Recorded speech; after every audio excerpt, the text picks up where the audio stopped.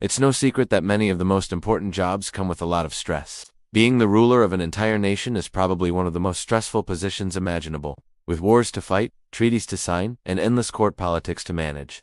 It's no surprise that some leaders develop serious mental health problems. Even so, Queen Hannah of Castile suffered more than most. Sadly, it wasn't only her own internal problems that made her life difficult. Many members of her own family wanted her gone. In fact, they did everything they could to erase her from history, even though she was the rightful heir to the throne. So what really happened to this troubled young queen? Let's find out. Welcome back to the channel. Today we'll take a look at the dark truth behind Queen Hannah of Castile's life. Viewer discretion is advised for this video, as some of this video may be offensive or disturbing. We, the makers of this video, in no way support or condone the actions of the subjects featured. Hannah was born in 1479 to the Catholic monarchs Ferdinand and Isabella.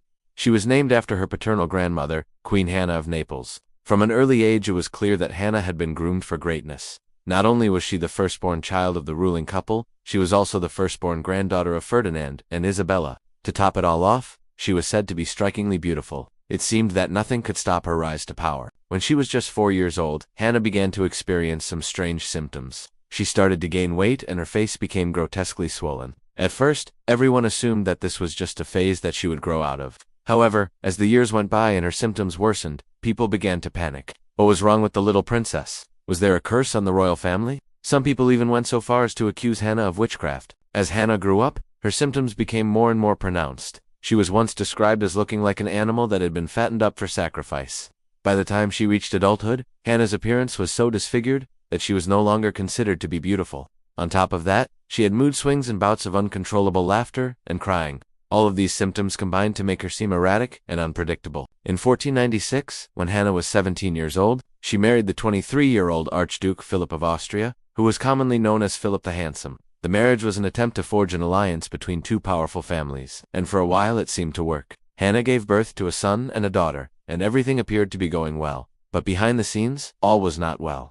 By this point, Hannah's physical symptoms were so bad that people were starting to take notice. Some whispered that she looked like a man disguised as a woman. Others said that she was too ugly to be allowed in public. Hannah tried her best to ignore the haters and focus on her family, but it was hard. She was constantly exhausted and felt like she was trapped in her own body.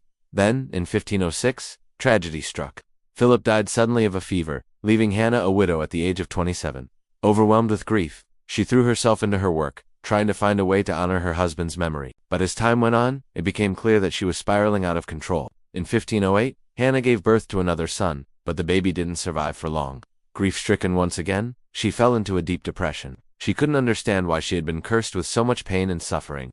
She started to question whether she was truly a child of God, or if she had been abandoned by him. The turning point came when Hannah went to visit her grandmother, Queen Isabella. The two were very close, and Hannah had always been able to rely on her grandmother's love and support. But when Isabella saw Hannah's swollen face and heard about her erratic behavior, she was horrified. She immediately sent for her daughter and told her to keep Hannah away from her. From that moment on, Hannah was considered a pariah within the royal family. Her father, Ferdinand, began to distance himself from her, and her brother John started to plot against her. They knew that Hannah was the rightful heir to the throne, and they were afraid that she would take it from them. So they decided to strike first.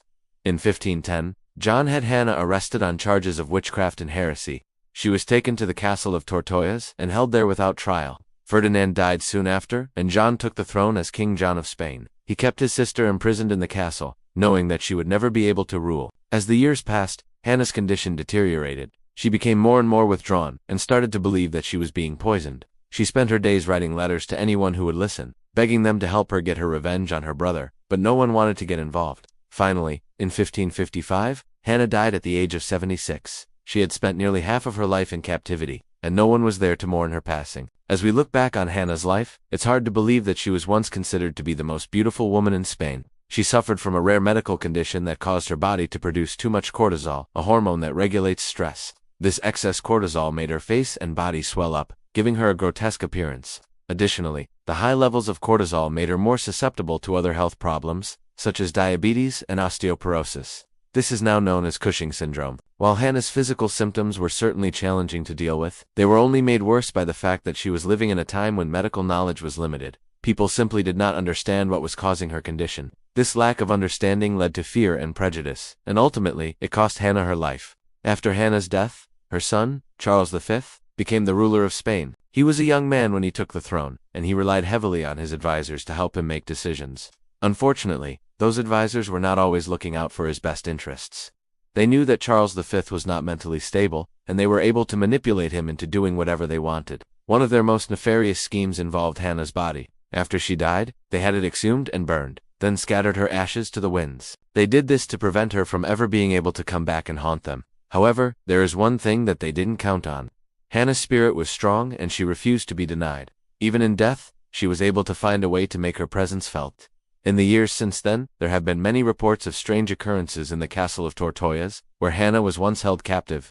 Some people have even claimed to see her ghost wandering the halls. While Charles V was happy to get rid of his sister, he soon regretted it. As he grew older, he became more and more paranoid. He started to believe that everyone was out to get him, and he became convinced that Hannah was trying to haunt him. He spent his last years in a mental institution, and it was clear that he was not well. In the end, Charles V was right to be worried about Hannah. Her spirit was strong, and she was not easily deterred. Even though her body was burned and her ashes scattered, her presence lingered on, and it wasn't long before people started to feel it. If you enjoyed this video, make sure to watch the next one.